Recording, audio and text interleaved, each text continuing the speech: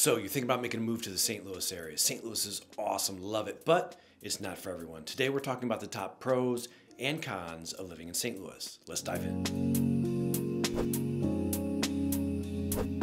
Hey there, my name is Jeff Schoonover. I want to thank you for taking the time to check out this video. If you're new to the channel, it's all about moving to and living in St. Louis and surrounding suburbs. If you haven't already, please subscribe to the channel and click on the little bell icon so that you can keep up to date on the current real estate market here in the St. Louis area. And hey, we're here to help. If you're looking to relocate to the St. Louis area, whether it be in a few days or a few months, please don't be a stranger. Give us a call, shoot us a text, or email us anytime. We love helping viewers like you make a smooth and pain-free move to the St. Louis area. Without further ado, let's get started with the top pros and cons of living in St. Louis. Here we go. Hey, if you're looking for an affordable place to live, St. Louis is a great option. Let's pull up bestplaces.net on the smart screen and see what they have to say about the cost of living here in St. Louis. So this chart shows 100 as representing the national average. Then we have a column here for Missouri and a column here for St. Louis. As you can see, per this source and at the time of publication, St. Louis is showing below average cost of living in all categories. Overall, 17.3% below average. Grocery, 4.7%. Health, 6.4%. Housing, 46.8%. Median home cost is well below the national average. Utilities, 4.2%. Transportation, 1.5%. And miscellaneous, 8.1%. If we click on a few of these, you'll see how they were calculated. Also, if you look here, you'll see that these numbers haven't been updated in a few months. But that's okay. The point here is just to show that St. Louis is pretty affordable as compared to other areas of the country. Now, these cost of living numbers are for the city of St. Louis and are obviously going to vary depending on what source you're looking at, the year, and the specific area of St. Louis. But overall, if you're looking to keep more money in your pocket, St. Louis may be a good option for you. Unfortunately, the public school system in the city of St. Louis does not have the best reputation and tends not to be highly rated by some public sources. For example, let's check out niche.com. Niche.com gives it a C- overall and also rates some of these other categories here as well. Now, this is not necessarily my opinion. I'm not trying to steer anyone to or from any particular school district or area. I'm just referencing a public source here. Listen, I know all districts have their pluses and minuses, but if you do your research and are not comfortable with the city of St. Louis's public school system for whatever reason, or any other school district for that matter, there are school districts in the greater St. Louis area that do come highly rated by some of these public sources. There is a lot to mention here and a ton to do in St. Louis. To start, St. Louis has a history of great music and a healthy music scene, and I'd also say a pretty strong restaurant and bar scene. St. Louis has several sports teams, including the Cardinals, the Blues. We have a professional soccer team called the St. Louis City SC. St. Louis has an XFL team called the St. Louis Battlehawks. We also have University of Missouri football, also known as Mizzou. They play a couple hours away in Columbia, Missouri, but are obviously very popular here in St. Louis, as well as the rest of the state. In addition, we have the Zoo, Forest Park, Grants Farm, the Arch, Botanical Gardens, Union Station, casinos, wineries, art and history museums, the City Museum, the Aquarium, the Science Center, the Muni, which is an outdoor theater. Several of these are free to enter, by the way, including the Zoo, Science Center, the art and history museums, just to name a few. Although they may hit you up for parking if you don't want to walk. In addition, there are tons of events and festivals in and around St. Louis. Nature is also accessible in St. Louis, with a ton of parks scattered around St. Louis and the surrounding suburbs, including Forest Park, which I previously mentioned. Forest Park is huge. It's one of the largest urban parks in America. It's larger than Central Park in New York. We have something called the Katy Trail, which is approximately 240 miles long. St. Louis is close to Six Flags, which also includes a pretty good-sized water park. There are also several smaller water parks scattered throughout the greater St. Louis area. We're about 2 to 3 hour drive from the Lake of the Ozarks, depending on where you live. The Lake of the Ozarks is a very popular recreation spot, especially in the summertime. Hey, I know there's a lot I've missed here. If you're watching and happen to currently live in St. Louis or have lived in St. Louis in the past, please leave me a comment down below and let me know what I should add next time.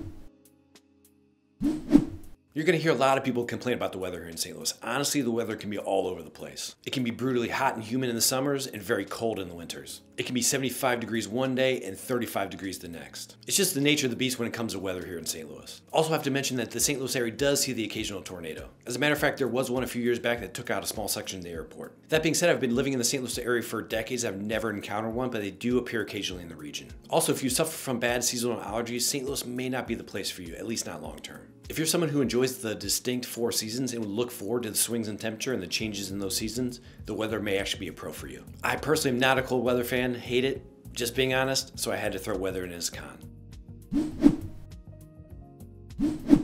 Let's jump back over to the smart screen and talk about this one. St. Louis is pretty centrally located within the country when it comes to geography and population center, which is one of the reasons why it's often called the gateway to the West. We have Highway 70 running right through the area, providing easy access to much of the country. We're a hop, skip, and a jump from Nashville, Kansas City, Chicago, and Indianapolis. We're only about a 2 to 3 hour drive from Lake of the Ozarks. We obviously have an international airport with Southwest as a hub, so it's not that long of a haul to travel to Mexico, Central America, South America, and the Caribbean. We have direct flights to Cancun, so you can be on the beach by lunchtime. Speaking of the beach, if you don't mind a bit of a drive, you can leave in the morning and get to the beach by the evening. Gulf Shores, Alabama, and Destin, Florida are just a couple of examples.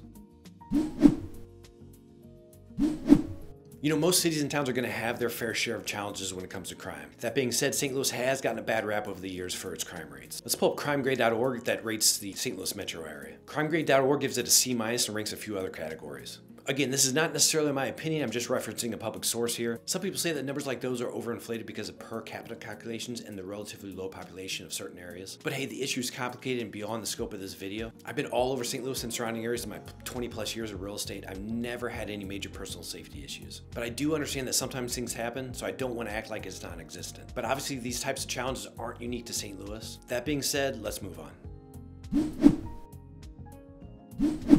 If you're looking for work, St. Louis does have its fair share of major employers. Anheuser-Busch, Panera Bread, Emerson Electric, Mercy Hospital, BJC Healthcare, Boeing, Express Scripts, Edward Jones, Monsanto, MasterCard, Ameren, Centene, Amazon, Energizer, Enterprise Rent-A-Car, Build-A-Bear Workshop. These are just a few in the area. If you have any to add, please shoot me a note in the comments. This kind of debatable, I suppose. St. Louis does have a Metro bus system and a Metro Link system, but they don't service the entire greater St. Louis area. So I guess it would be considered good in certain areas. The greater St. Louis area is pretty spread out. We've got multiple rivers to cross to access different areas. In most instances, if you want to get around quickly and efficiently, you're probably going to need a car. That being said, the highway system is pretty good, and that traffic, while it does have its moments, isn't too bad overall, especially as compared to other larger cities.